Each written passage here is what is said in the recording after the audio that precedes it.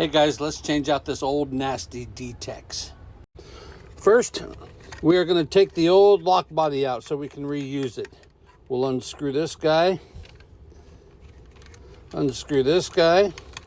and the rest will just pull right out.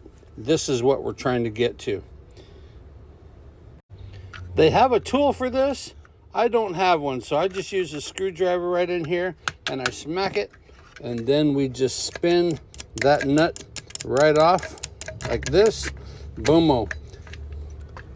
The cylinder pops right out of the bottom, and this works with their old key. So let's get this apart. The Detex comes with a key. The key acts like the screwdriver. Stick it in, unscrew it, and the back plate and the device will separate. Now tighten in the old one. That is in.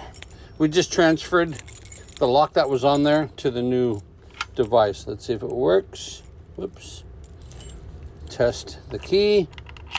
Booyah.